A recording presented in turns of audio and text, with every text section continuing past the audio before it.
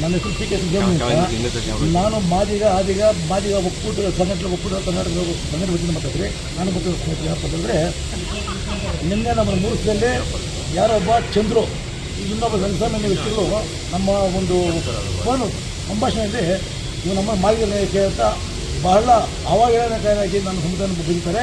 ನಮ್ಮ ಗಮನ ಬರುತ್ತೆ. ಹಾಗಾಗಿ ಇವತ್ತೆಲ್ಲ ನಾವು ಸಂಘಟನೆ ಎಲ್ಲ ಕಾರ್ಯಕರ್ತರು ಮತ್ತು ರಾಜ್ಯ ಸಮಿತಿ ಮತ್ತು ಜಿಲ್ಲಾ ಸಮಿತಿ ಮತ್ತು ತಾಲೂಕು ಸಮಿತಿ ವತಿಯಿಂದ ಎಲ್ಲ ಸೇರಿದರೆ ಇವತ್ತೇನು ಪ್ರೆಸ್ ಮಾತಾಡೋದು ಅಂತಂದರೆ, ಇವತ್ತು ನಾವು ನಮ್ಮ ವಿಶ್ವಾಸಪುರ ಪೊಲೀಸ್ ಒಂದು ದೂರನ್ನು ದಾಖಲಿಸ್ತಾ ಇದ್ದೀವಿ. ಇವತ್ತು ಆ ದೂರ ದಾಖಲಿಸಿದ ತಕ್ಷಣ ಕೂಡಲೇ ಅವ್ರನ್ನ ಯಾರು ನಮ್ಮ ಚಂದ್ರು ಮತ್ತು ಯಾರು ಇವರು ಕೂಡಲೇ ಬಂಧಿಸಬೇಕು, ಅರೆಸ್ಟ್ ಮಾಡಬೇಕು. ಬಂಧಿಸಿ ತನಿಖೆ ಮತ್ತೊಂದು ಮಗದೊಂದು ಆಮೇಲೆ, ಯಾಕಂದರೆ ಭಾಳ ನೋವಾಗುತ್ತೆ.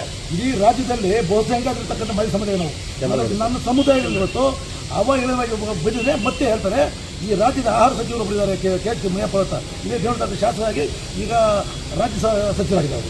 ಆ ಸಚಿವರ ಹೆಸರಲ್ಲಿ ಭಾಳ ಅವಹೇಳನಗೆ ಹೇಳ್ತಾರೆ. ಇಲ್ಲಿ ತನಕ ನಮ್ಮ ದೇವರ ಇಷ್ಟು ಜನ ಮಾಡಿದ್ದೀರಿ. ಇವನು ಹೇಳ್ತಕ್ಕಂಥ ಒಂದು ನೋವನ್ನು ಯಾರು ಬರ್ತಾರೆ, ಭಾಳ ನೋಡ್ತಿದ್ದೆ. ಈಗಿನ ಮನೆಯಲ್ಲಿ ಯಾರು ಆಚೆ ಬರ್ತಾ ಇಲ್ಲ. ನಾನು ಭಾಳ ನೋವಾಗಿದೆ. ಇವತ್ತೆಲ್ಲ ನನ್ನ ಸಹೋದ್ಯೋಗಿಗಳು ಏನು ಮಾಡ್ತಾರೆ ಅಂತ ನಾನು ಕಾಲ್ ಮಾಡಿ ನಾನು ಬೆಳಗ್ಗೆ ನಾವು ಒಂದು ಪತ್ರಿಕಾಗೋಷ್ಠಿ ಕರೆಬೇಕು. ಪತ್ರಿಕಾಗೋಷ್ಠಿ ಕರೆದು ಈ ಕೂಡಲೇ ಚಂದ್ರು ಮತ್ತು ಇಬ್ಬರು ಬಂಧಿಸಬೇಕು. ನಾವು ಇಡೀ ರಾಜ್ಯದಲ್ಲಿ 24 ವಿಧಾನಸಭಾ ಕ್ಷೇತ್ರಗಳೇನಿದೆಯೋ 30 ಡಿಸ್ಟಿಕ್ಗಳಿಗೆ ಎಲ್ಲ ಜಿಲ್ಲಾ ಆಫೀಸ್ಗಳು ನಮ್ಮ ಮುಖ್ಯ ಆಗಂತ ಕೆಲಸ ಮಾಡ್ಕೊಂಡು ಹೇಳ್ಬಿಟ್ಟು ಇದು ನಾನು ಕೇಳಿದಾಗ ಇವತ್ತು ನಾವು ಇಲ್ಲೆಲ್ಲ ಸೇರಿದರೆ.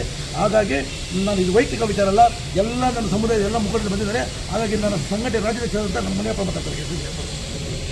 ಆಗುವಂಥ ಘಟನೆಗಳು ಇಡೀ ತಾಲೂಕಲ್ಲ, ಇಡೀ ರಾಜ್ಯಕ್ಕೆ ಗೊತ್ತಾಗ್ತಾ ಇದೆ. ಸೊ ದಯಮಾಡಿ ಈ ಥರ ಕೋಮು ಗಲಭೆ ಸೃಷ್ಟಿ ಮಾಡುವಂಥ ಈ ಕೆಲವೊಂದು ಕೋಮು ಗಲಭೆಗಾರರಿದ್ದಾರೆ. ಈಗ ಕುಡ್ದೆ ಮಾಡಿದಾರೋ ನಮ್ಗೆ ಗೊತ್ತಿಲ್ಲ.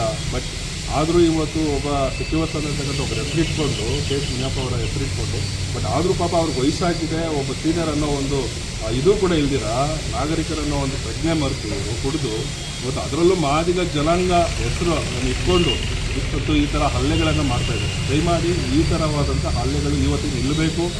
ಅವರು ನಮ್ಮ ಸಹೋದರಿ ಇರ್ಬೋದು, ಬಟ್ ಹಂಗಂತ ಹೇಳ್ಬಿಟ್ಟು ನಾವು ತಪ್ಕೊಳ್ಳೋಕ್ಕಾಗಲ್ಲ.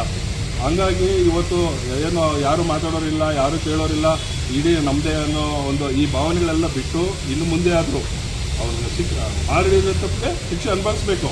ಆಮೇಲೆ ಇನ್ನೊಂದ್ಸಲ ತಿಳ್ಕೊಳ್ಳಿ, ಮುಂದೆ ಆಗೋಂಥ ಅನಾಹುತಗಳನ್ನು ತಪ್ಪಿಸಬೇಕು ಅಂತಂತೇಳಿ DC ಚಂದ್ರು ಹಾಗೂ ಏನು ಇವತ್ತು ಅದರಲ್ಲೂ ಇನ್ನೂ ನಮಗೆ ಡೌಟ್ ಏನಪ್ಪ ಅಂತಂದರೆ, ಇದೇ ಕೆ ಮುನಿಯಪ್ಪ ಅವರು ಎಲೆಕ್ಷನ್ ಬರೋಕ್ಕಿಂತ ಮುಂಚೆ ಕೆಲವು ಇವತ್ತೇನು ಆತನ ಜೊತೆಯಲ್ಲಿದ್ದಾರೆ ಅವರೇನೆ ಆತನ ಬರೋದಾದರೆ ನಾವು ಸಾಮೂಹಿಕ ರಾಜೀನಾಮೆ ಕೊಡ್ತೀವಿ ಅಂತ ಎಲ್ಲ ಪತ್ರಿಕೆಗಳಲ್ಲೂ ನಿಮ್ಮಲ್ಲಿ ಬಂದಿತ್ತು.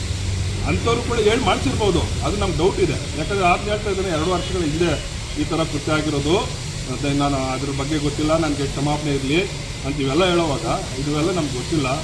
ಇದು ರಾಜಕೀಯ ಕಿತ್ತೂರು ಅಂತ ನಮ್ಗೆ ಗೊತ್ತಿಲ್ಲ, ಇಲ್ಲ ಜನಾಂಗನ ಹಾಳು ಮಾಡಬೇಕು ಅನ್ನೋದು ಗೊತ್ತಿಲ್ಲ.